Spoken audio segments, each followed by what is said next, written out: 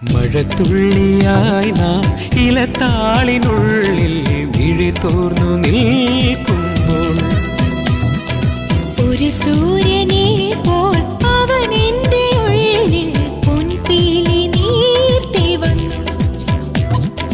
വിരലൊന്ന് തഴുകുമ്പോൾ ഇടം കണ്ണ് തുടിച്ചെന്റെ